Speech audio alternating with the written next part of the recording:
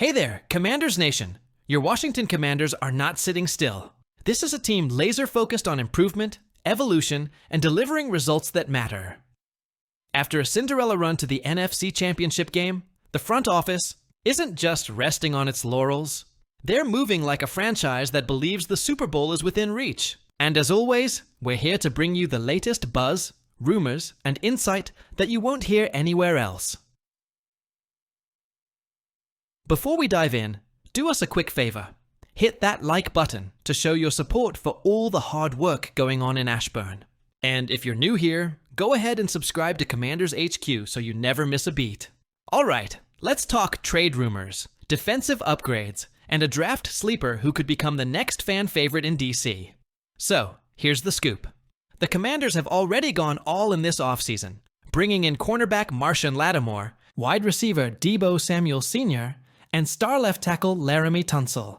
That's a bold, win-now approach by General Manager Adam Peters. But what if I told you? There's a chance he's not done yet. Yep. According to Bleacher Report analyst Mitch Milani, there's one more blockbuster move potentially on the table. And it involves one of the most talented, yet controversial, cornerbacks in the NFL, Jaire Alexander. Milani believes Washington is the ideal landing spot for the Green Bay Packers star, and even floated the idea of a trade being possible. For just a 2025 fourth-round pick. Let that sink in. A fourth-rounder for a two-time Pro Bowler. Now, why would the Packers be willing to move off such a talent? Well, it's complicated. Injuries have hampered Alexander over the past 2 seasons, and with his massive cap hit, $51 million over the next 2 years, Green Bay might decide. It's time to move on. Still, when healthy, Alexander is a lockdown defender with elite coverage skills, and putting him opposite Lattimore with Mike Sainristil in the slot, that's a secondary quarterbacks will not want to test. Let's not sugarcoat it. Acquiring Jaire Alexander would be a gamble. He's battled health issues, and you don't want to mortgage the future on a player who might only suit up for half the season. Plus, you've got guys like Jonathan Jones, Noah Igbinoghene, and young draftees pushing for snaps. But here's the kicker. The Commanders are in a unique spot. Jayden Daniels is still on his rookie deal. That gives Peters flexibility to be aggressive, even bold. If you're going to go for a ring, this is the window. And if Alexander becomes available, especially via release, the Commanders should absolutely be ready to pounce. So how would we grade the move? Trade grade, B. There's upside, but only if the price is right. Giving up a fourth-rounder and taking on that cap hit would be risky. If the Packers cut him, different story entirely. Now, let's talk draft. The Commanders only have 5 picks in the 2025 NFL Draft, and with so many needs still lingering, every single one of those picks is pure gold. That's why Pro Football Focus's Mason Cameron might have just uncovered a gem. UNC's Kaimon Rucker. This guy might not be a household name yet, but his production speaks for itself. Rucker earned back-to-back PFF pass rush grades over 80.0 and ranked in the 93rd percentile in pass rush win rate the past 2 years. He's an explosive, disruptive, and high-motor player who fits Dan Quinn's defense to a T. Think rotational. Pass rusher with the ability to wreck games in spurts. A perfect day 3 value pick. Yes, he's a bit undersized. Yes, his counters could use work. But his burst off the line, technique, and football IQ make him an ideal project for Quinn and defensive coordinator Joe Witt Jr. Let's be real. Washington's edge group needs juice. They lost Dante Fowler. Jr. They've brought in veterans like Dorrance Armstrong and Ogbonia Okoronkwo, but they still don't have that young, twitchy pass rusher who can flip a drive with one play. That's where Rucker comes in. He wouldn't need to start right away. He could learn behind experienced vets, develop his frame, and become a situational weapon, especially on third downs. Sound familiar? It should. It's the same blueprint Dan Quinn used in Dallas with players like Sam Williams and Dorrance Armstrong. Get a specialist, coach him up, let him hunt. Let's zoom out. Adam Peters is operating like a guy who knows the window is open right now. Daniels is cheap. Debo, Lattimore, and Tunsil are all in their primes. This is the time to swing big. Weather.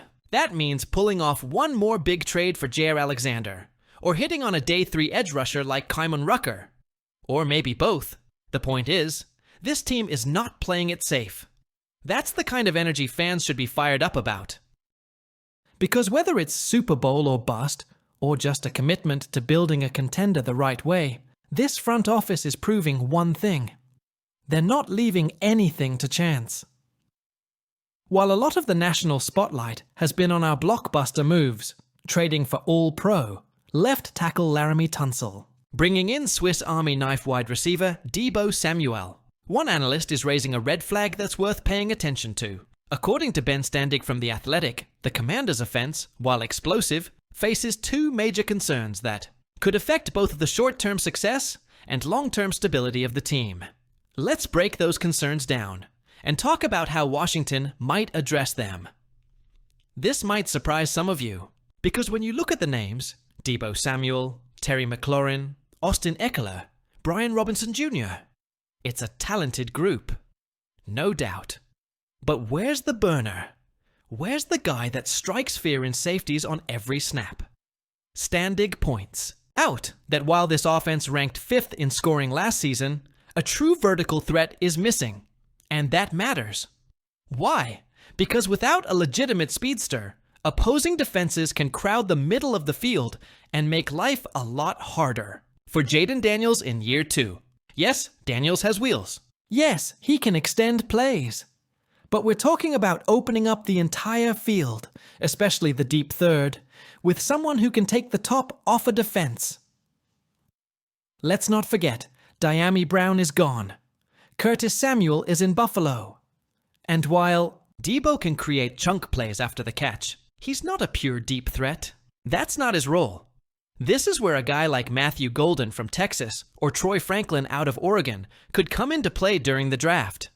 We're talking elite straight line speed, players who can fly down the field and stretch defenses vertically. Someone who can grow alongside Jayden Daniels, develop timing, and become a true home run threat. Here's the real kicker. The offensive core, as good as it looks right now, might be on borrowed time.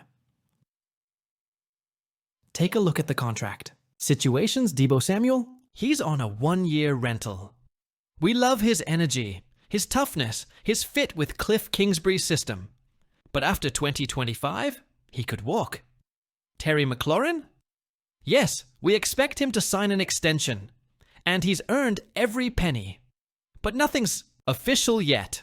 Brian Robinson Jr. and Austin Ekeler both hit free agency next offseason. Zach Ertz? On a 1-year deal. He's here to mentor, sure, but long-term answer?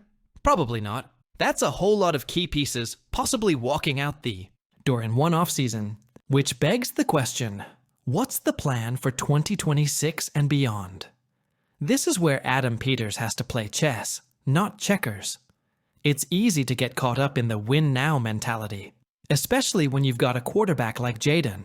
Daniels on a rookie contract. That window is golden. You should push the chips in.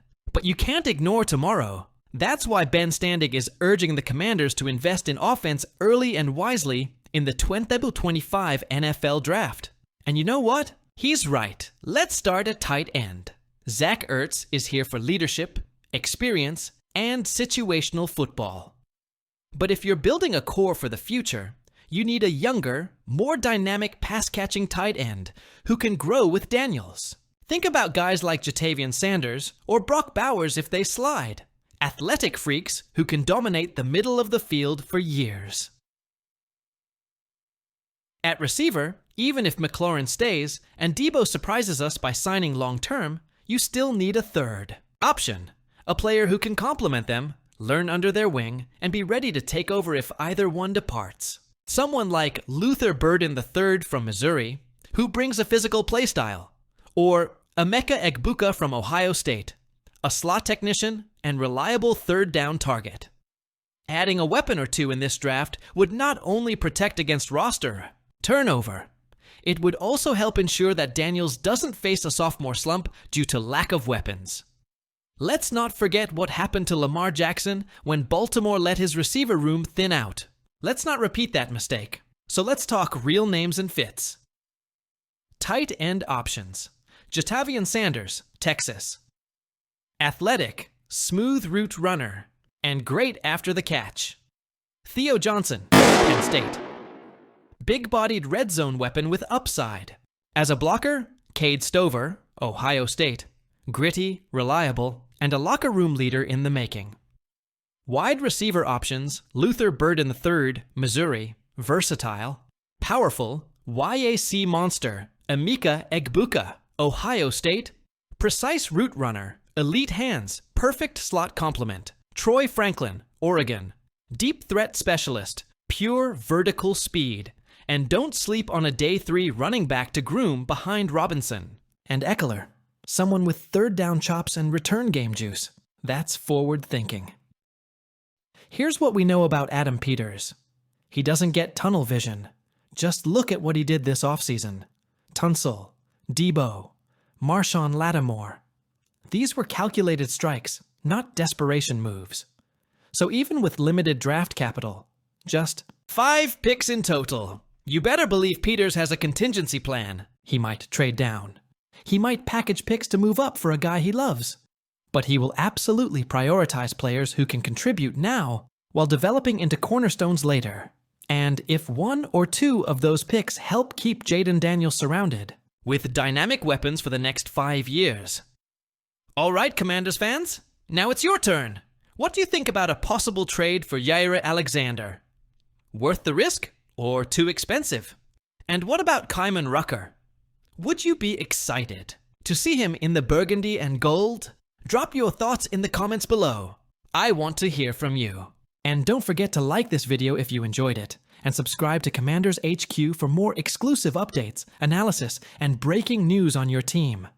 We're bringing the heat all off-season long. Until next time, stay strong, stay loyal, and as always, hail to the Commanders.